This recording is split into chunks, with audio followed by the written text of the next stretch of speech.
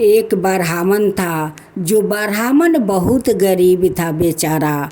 वो ब्याह शादी पूजा पाठ करवाते थे। जो दक्षिणा मिलता था उसी में ब्राह्मण देव बहुत खुश रहते थे। लेकिन ब्राह्मण देव का नियम था, वो सुबह उठकर नदी स्नान करते थे, सूर्य भगवान को जल फूल अर्घ देते थे। जो जुड़ता मिलता उसी से भगवान को भोग लगा देते थे। जिस दिन ब्राह्मण देव को नहीं मिलता उस दिन नदी स्नान करके सूर्य भगवान को फूल और जल अर्घ दे देते थे।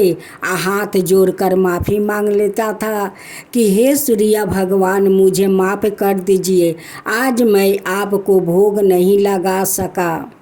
एक दिन की बात है, ब्राह्मण देव गांव में पूजा करवाने जा रहे थे।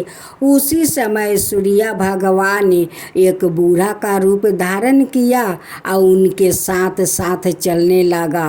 ब्राह्मण देव उनसे कुछ नहीं पूछते हैं कि तुम मेरे साथ साथ क्यों चलते हो।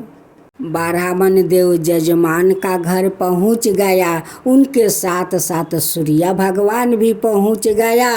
अब ब्राह्मण देव पूजा तो शुरू कर दिए। उनके साथ साथ सूर्य भगवान बैठ कर देख रहे थे कि इस पूजा में इस ब्राह्मण देव को क्या क्या दक्षिणा मिलता है। उस घर का औरत आती है, आधे पाव चावल और 2 रुपया उस दक्षिणा पर रख देती है। लेकिन ब्राह्मण देव कुछ नहीं कहते हैं कि इतना कम आप क्यों दक्षिणा देती हो। सूर्य देव कहते हैं कि ब्राह्मण देव, इस दक्षिणा से क्या होगा। ब्राह्मण देव कहते हैं कि ये तो सूर्य भगवान का कृपा है, उन्हीं के कृपा से तो ये दक्षिणा मिलता है। सूर्य देव कहते हैं, आ हा हा हा हा हा, कितने दिल के सच्चे हो ब्राह्मण देव, कितने दिल के सफे हो ब्राह्मण देव। जो मिला वही में आप शांत हो गए। जब पूजा पाठ समाप्त हो गया, दक्षिणा अपना बिटोर कर एक पोटली ब्राह्मण देव बना लेते हैं और बना कर अपना घर के ओर चल पड़ते हैं। उनके साथ साथ सूर्य भगवान भी चलने लगे। फिर भी ब्राह्मण देव कुछ नहीं कहते हैं। ब्राह्मण देव के साथ साथ सूर्य भगवान उस ब्राह्मण देव को झोपड़ी तक पहुंच जाते हैं। उस झोपड़ी को देखकर सूर्य भगवान बहुत दुखित होते हैं। उनकी परिवार को देखकर बहुत दुखित होते हैं कि आज परिवार को ये दशा है कि उनके शरीर पर एक अच्छा वस्तु नहीं है, इनकी अच्छा घर दुआर नहीं है। और जो लोग दक्षिणा देते हैं उन्हीं में वो खुश रहते हैं। ब्राह्मण देव का व्यवहार देखकर सूर्य भगवान भी प्रसन्न हो जाते हैं। कहते हैं कि ऐसा ब्राह्मण तो मैं नहीं देखा कि जो कुछ मिलता है वही में खुश रहता है, लेकिन किसी से कुछ भी नहीं मांगता है। उनकी परिवार भी जो मिलता है वही में उनकी परिवार भी खुश रहता है। सूर्य भगवान कहते हैं कि ब्राह्मण देव, आपका इस झोपड़ी में कैसे गुजारा हो जाते हैं।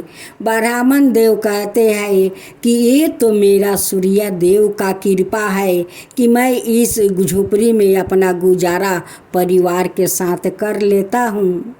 सूर्य देव तो उस ब्राह्मण को परीक्षा ले रहे थे कि देखता हूँ कि ये ब्राह्मण देव का व्यवहार कैसा है। लेकिन उनकी व्यवहार देखकर तो सूर्य भगवान मन ही मन उन पर प्रसन्न हो गए थे। ब्राह्मणी भोजन बनाती है, भोजन एक थाला में परोसती है, कहती है कि भोजन तैयार है, आकर भोजन कर लीजिए। ब्राह्मण देव कहते हैं, मैं कैसे भोजन कर लूँ, मेरे साथ तो एक साथी बैठा हुआ है, उन्हें तो भोजन कराना जरूरी है। उस थाल का भोजन उस सूर्य भगवान को सामने परोस देते हैं। और ब्राह्मण देव कहते हैं कि आप तो भूखे होंगे, मेरे साथ साथ पूजा में गए, फिर मेरे साथ साथ मेरे झोपड़ी में आए, आप बहुत भूखे होंगे, ये भोजन आप ग्रहण कर लीजिए। सूर्य भगवान भी कहते हैं कि ब्राह्मण देव आप भी तो भूखे हैं, आप क्यों भोजन नहीं करेंगे। कहते हैं कि नहीं, पहले आप कर लीजिए, मैं बाद में भोजन कर लूँगा। और उनकी पतीले में तो भोजन बहुत थोड़ा था, उसलिए तो ब्राह्मण देव बोले थे कि मैं बाद में भोजन कर लूँगा। लेकिन सूर्य भगवान नहीं माने, वो कहते हैं कि नहीं, मेरा सामने भोजन लाओ, भोजन करो, नहीं तो मैं भोजन नहीं करूँगा। अब तो ब्राह्मणी बहुत चिंता में पड़ गई कि पतीले में तो थोड़ा सा अन्न है, मैं क्या लाऊं। जाकर वो पतीला में देखती है तो पतीला तो पूरा भरे हुए है। वो ब्राह्मण देव को थाला परोस कर लाती है, ब्राह्मण देव को भोजन देती है। ब्राह्मण देव भी भोजन किया, ब्राह्मणी भी भोजन किया। अब भोजन करके सूर्य भगवान चले गए। लेकिन ब्राह्मण देव को जितना घर में पतीला बर्तन था वो सारे के सारे सोना में बदल गया। अब तो ब्राह्मण देव ब्राह्मणी ये सारे चमत्कार देखकर बहुत आश्चर्यजनक में पड़ गई कि हम लोग के साथ सूर्य भगवान साक्षात इस रूप में आए थे, हमारा घर का भोजन किया था, लेकिन हम लोग सूर्य भगवान को पहचान नहीं पाए।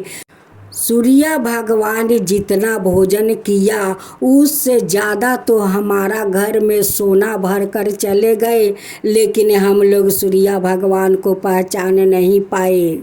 रात को सूर्य भगवान ब्राह्मण देव को सपने में दर्शन देते हैं।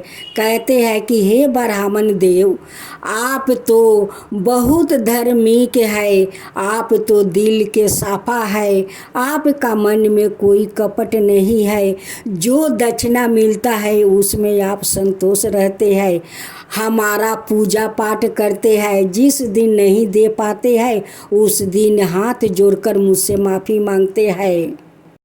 मैं तुम्हारा श्रद्धा भक्ति देखकर तुम पर बहुत प्रसन्न हो गए, तुम्हारा घर का भोजन किया, अब मैं तुम्हारा घर सोना से भर दिया। अब ब्राह्मण देव आपको कभी कोई तकलीफ़ नहीं होगा। अब आप अपना घर बना लीजिए, अपना परिवार को सूखे रखिए, कोई तकलीफ़ नहीं होगा। जो हमारा श्रद्धा भक्ति से व्रत करते हैं, उपवास करते हैं, उन पर प्रसन्न होकर उन्हें मैं मनोवांछित फल देता हूँ, उनकी सारा दुख दरिद्रता मैं दूर कर देता हूँ। हे सूर्य देव, जैसे आप उस ब्राह्मण के ऊपर कृपा किया वैसे ही सबका ऊपर कृपा कीजिए। हे सूर्य भगवान की जय हो, सूर्य भगवान की जय हो। आज सुने सूर्य भगवान की खूब सुंदर गाथा। सूर्य भगवान की जय हो, सूर्य भगवान की जय हो। किसी गांव में एक गिरी नाम का ब्राह्मण अपना पत्नी के साथ रहा करते थे। वो ब्राह्मण का कोई संतान नहीं था, लेकिन ब्राह्मण कोई काम भी नहीं करता। दोनों पति पत्नी सूर्य भगवान का पूजा किया करते थे। ब्राह्मणी ब्राह्मण से कहती कि स्वामी, आप बाहर निकलिए तो कुछ काम कर लीजिए कि घर में भोजन कुछ आ जाएगा, हम दोनों को गुजारा हो जाएगा। आप अगर बाहर नहीं निकलेंगे तो काम कैसे करेंगे, हम लोग के पेट कैसे भरेगा। लेकिन ब्राह्मण देव तो हाँ हूँ कुछ नहीं कहते, अपना पत्नी का कोई बात को जवाब नहीं देते। ब्राह्मणी कहती कि आप सुबह उठकर नदी जाते हो, स्नान करते हो और आकर घर में सो जाते हो, ऐसे कब तक चलेगा। ब्राह्मणी का नियम था कि सुबह उठ कर अपना घर अंगना गोबर से लीप लेती। अब ब्राह्मण के साथ नदी चली जाती स्नान करने। दोनों पति पत्नी स्नान करते, सूर्य भगवान को जल अर्पित करते और दोनों घर चले आते। ब्राह्मण जाकर सो जाता। कुछ दिन का बाद ब्राह्मणी का पेट में संतानें आ जाते हैं, लेकिन ब्राह्मणी को पता नहीं चला कि उनकी पेट में संतानें आ गया है। अब ब्राह्मण को लेकर वो बहुत परेशान थी। वो ब्राह्मणी सूर्य देव से कहती है कि हे सूर्य देव, आपका पूजा में मुझसे कौन ऐसा भूल हो गया कि आप ऐसा निकम्मा पति मेरे तकदीर में लिख दिया है कि वो तो नहीं कमाता है और नहीं कुछ करना चाहता है। जब दूसरा रविवार आया तो उस दिन ब्राह्मणी उपास थी। अब ब्राह्मण को कहती है कि देखिए, आप जाइए काम करने, आज रविवार है, हम तो उपास है, आप तो उपास नहीं रहते हैं। सूर्य भगवान को तो जल अर्पित कर देते हैं, लेकिन मैं तो उपास रहती हूँ। सूर्य भगवान को कुछ भोग लगाती हूँ, तब जाकर कुछ खाती हूँ। जाओ, बाहर जाओ, कुछ कमा कर लाओ। ब्राह्मणी ब्राह्मण को बहुत बुझाती है, बहुत कुछ कहती है, लेकिन ब्राह्मण बुझना नहीं चाहते हैं, नहीं ब्राह्मणी को बात सुनते हैं। उस दिन तो ब्राह्मणी उपास थी और उनकी गुस्सा आ गया कि ये तो जाएगा नहीं निकम्मा पति काम करने। ब्राह्मणी गुस्से में कहती है कि आप तो काम करने जाएंगे नहीं, कोई कोशिश भी नहीं करेंगे, तो ठीक है, हम दोनों चलते हैं उसी तालाब में डुबकी लगाकर हम दोनों अपना अपना प्राण त्याग देते हैं। जब आप बाहर नहीं निकलेंगे तो हम दोनों को तो यही अच्छा होगा कि हम दोनों अपना प्राण त्याग दें। ब्राह्मणी का ये सब बात सुनते सुनते ब्राह्मण का तो गुस्सा आ गया। अब तो ब्राह्मण उठ कर अपना ब्राह्मणी को 2 थापड़ लगा देते हैं। अब ब्राह्मणी बैठकर वहीं पर रोने लगती है। अब ब्राह्मण घर छोड़कर बाहर चले जाते हैं।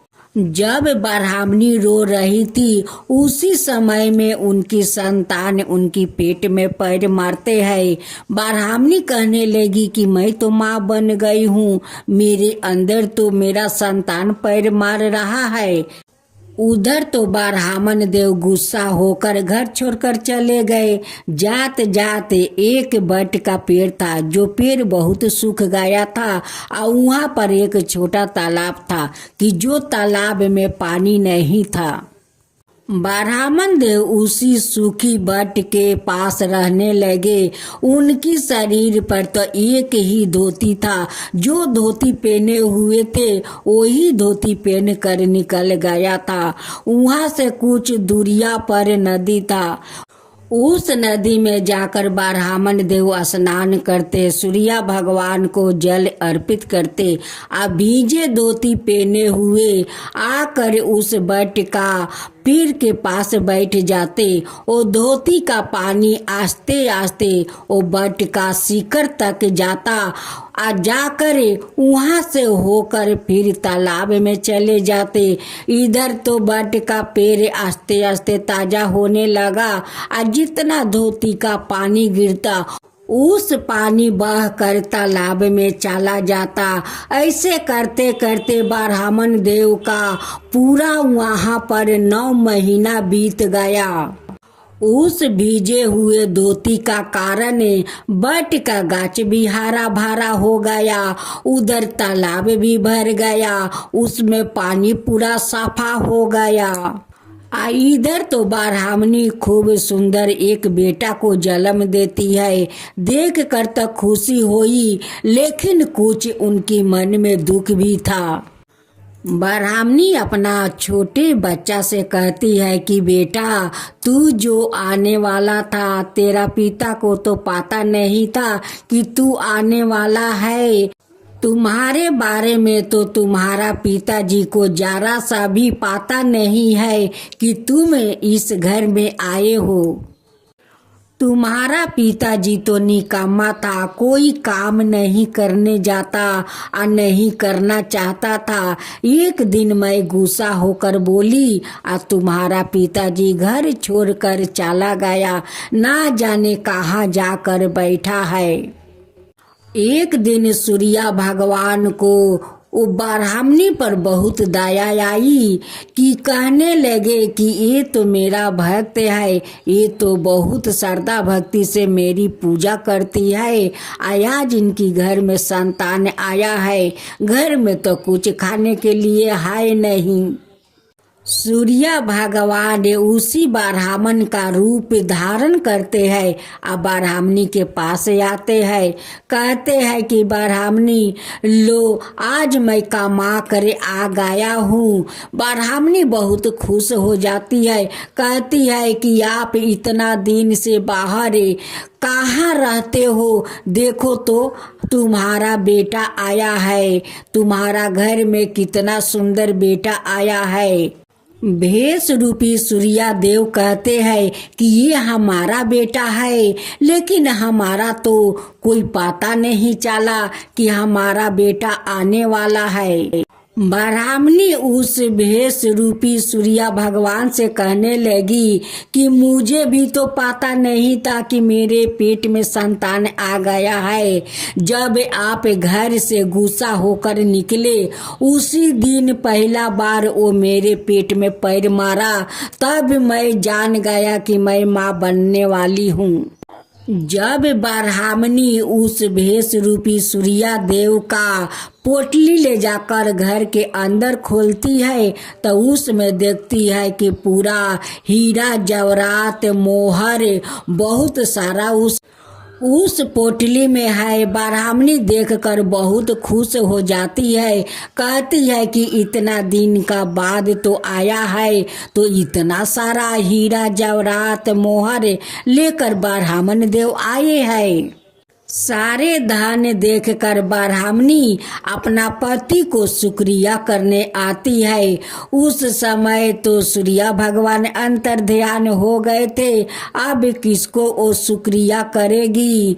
कहने लगी कि अभी अभी तो ब्राह्मण देव यही थे, कहाँ चले गए।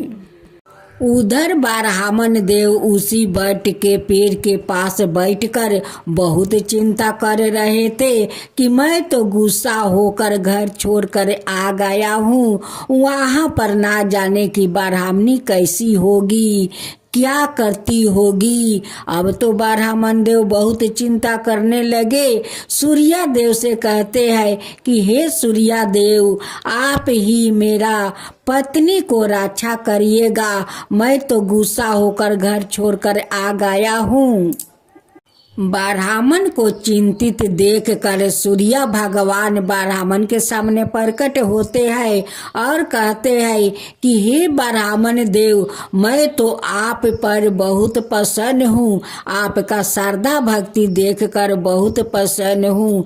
आज आपके कारण देखिए इस बट का पेड़ हरा भरा हो गया है, इस तालाब में पानी भर गया है, इस तालाब का पानी कितना सफैया है, आपके कारण हे ब्राह्मण देव, मैं तो आप पर बहुत प्रसन्न हूँ, बहुत प्रसन्न हूँ।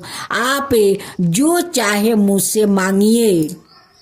ब्राह्मण देव सूर्य भगवान से हाथ जोड़कर कहते हैं कि भगवान, मैं आपसे क्या मांगूं, किसके लिए मांगूं, जिसके लिए मांगना था उसे तो मैं छोड़कर गुस्सा में होकर यहाँ आकर बैठा हूँ। मैं किसके लिए मांगूं भगवान?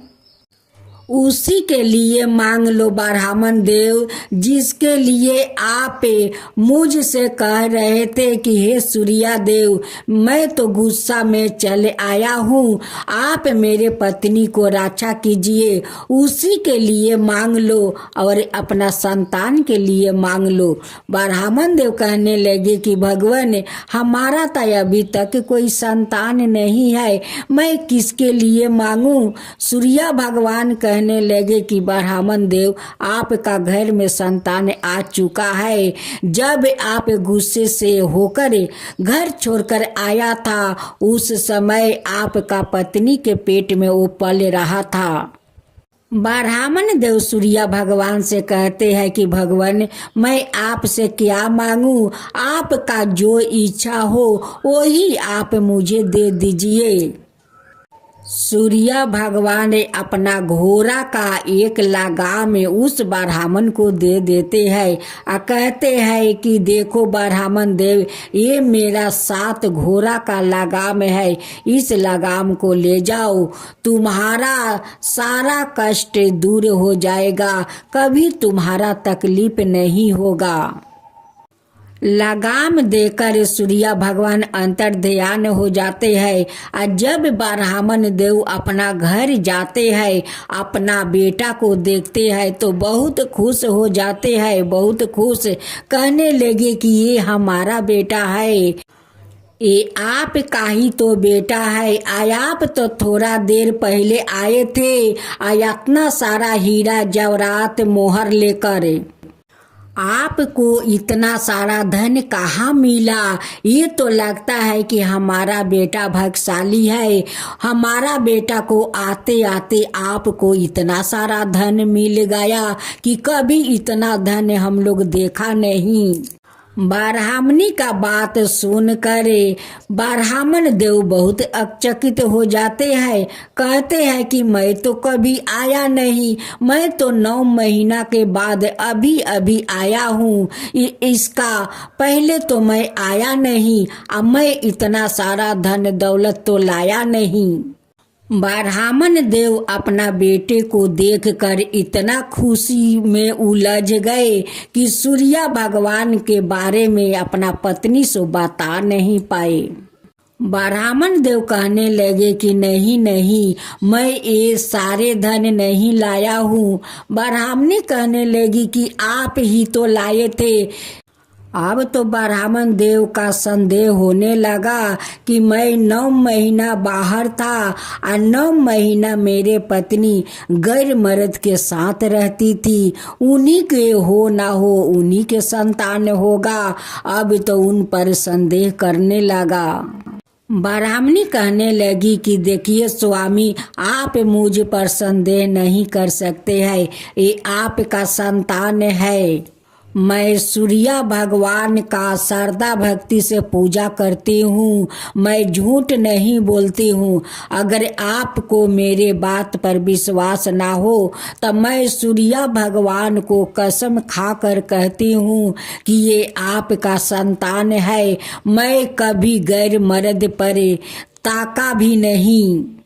जब ब्राह्मण देव अपना पत्नी पर संदेह करने लगे, अब तो सूर्य भगवान देखते हैं कि इनकी संसार तो बिखर जाएगा और इनकी पत्नी तो गंगा जैसी पवित्र है। उसी समय सूर्य भगवान वहाँ प्रकट होते हैं और कहते हैं कि ब्राह्मण देव, आप अपना पत्नी पर संदेह करते हैं, आपका तो पत्नी गंगा जैसी पवित्र है, वो गंगा है, आपका पत्नी में कोई खोट नहीं है, ये आपका संतान है।